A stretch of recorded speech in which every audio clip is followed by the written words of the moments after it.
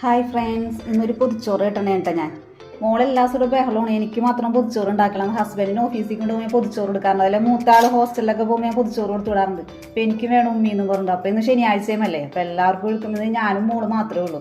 അപ്പോൾ ഇന്നൊരു പൊതിച്ചോറ് ഉണ്ടാക്കാമെന്ന് വിചാരിച്ചു. അപ്പോൾ നിങ്ങളായിട്ടൊന്ന് ഷെയർ ചെയ്യാമെന്ന് വെച്ച് ഇല വാട്ടി എടുത്തിട്ടുണ്ട് കേട്ടോ. നല്ലോണം വാട്ടി കഴുകി വൃത്തിയാക്കിയിട്ടുണ്ട്. ചോറിടേണ്ട കേട്ടോ.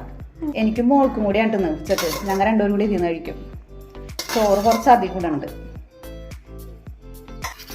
അച്ചിങ്ങ മെഴുക്കുവരട്ടിടാം. പ്രത്യേകിച്ചൊന്നുമില്ല, വീട്ടിലുണ്ടാക്കിയ കറികൾ മാത്രമേ ഉള്ളൂ. ഞാൻ ഹസ്ബൻഡിനും മൂത്തയാക്കൊക്കെ ഹോസ്റ്റലിലേക്കൊക്കെ പോകുമ്പോൾ ഞാൻ പൊതിഞ്ഞാണ്ട് കൊടുത്തുള്ള വേറൊരു വാഴയിലയിൽ, കാരണം അവിടെ അത്ര ദൂരം ഇരിക്കാനുള്ളതല്ലേ. ഇത് ഞങ്ങൾക്ക് ഉച്ചക്ക് കഴിക്കാനുള്ളൂ. അപ്പോൾ പ്രത്യേകിച്ച് അങ്ങനെ പൊതിയൊന്നും വേണ്ട. അപ്പോൾ ഞാൻ ചോറിൽ തന്നെ എല്ലാം വെക്കണേ. അച്ചിങ്ങ മെഴുക്കുവരട്ടി പ്രത്യേകിച്ച് സ്പെഷ്യലായിട്ടൊന്നും ഉണ്ടാക്കില്ല. ഹസ്ബൻഡിന് കൊടുത്തോട്ടുള്ള അതേ കറികൾ തന്നെയാണ് ഞാൻ ഉച്ചക്ക് ഞങ്ങൾക്ക് ഉപയോഗിക്കണേ. ഉച്ചക്ക് നല്ലൊരു 10 മണിയായി വേണ്ട ഞാൻ ഈ പൊതിച്ചോറ് കേട്ടണേ.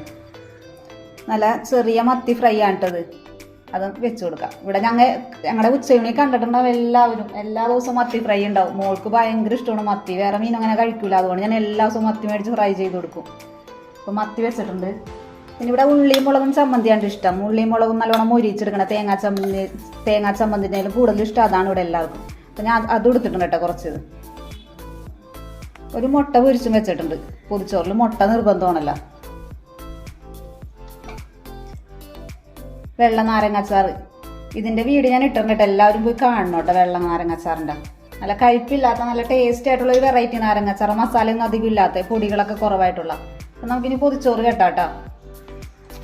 ഉച്ചവരെ ഇരിക്കാനുള്ളതല്ലേ, മുട്ട ഒന്ന് നീക്കട്ടെ.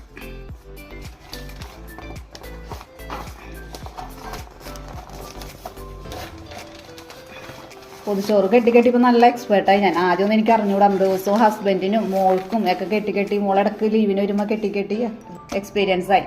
അപ്പോൾ പൊതിച്ചോറ് റെഡി ആയിട്ടുണ്ട്. ഇനി ഒരു 1:30 ഒക്കെ ആകുമ്പോൾ ഞാൻ കാണിച്ചത് തുറന്ന് എങ്ങനെയാണെന്ന് കേട്ടോ. അപ്പോൾ ഇതിരിക്കട്ടെ ഇവിടെ. സമയം 1:30 ആയിട്ടാ, ഒരു 3.5 മണിക്കൂറായി. നമുക്കൊന്ന് ചോറ് തുറന്ന് നോക്കിയാലോ. ചോറ് തുറക്കുക മാത്രമല്ല, നമുക്ക് നല്ല വിശപ്പുണ്ടെന്ന്. പ്രത്യേകിച്ച് പൊതിച്ചോറായിരുന്നു. തുറക്കാട്ട ചോറ്. ആ വാഴല വാട്ടിയ മണവും ആ പൊരിച്ച മുട്ടയുടെ മണവും മീൻ വറുത്തതിൻ്റെയും എല്ലാത്തിൻ്റെയും വായിൽ വെള്ളം വന്നി. നമുക്ക് കഴിക്കാം. എല്ലാവർക്കും കഴിക്കാം. എല്ലാവർക്കും വിശക്കണ്ടാവും.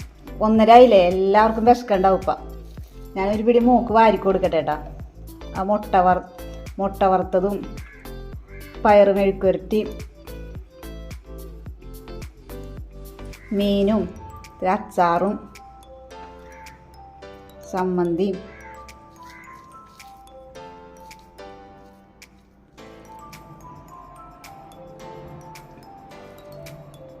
വേണ്ട. നമുക്കിന്ന് കഴിച്ചാലാ. ഞാൻ മൂക്ക് കൊടുക്കേണ്ട ഒരു പിടി.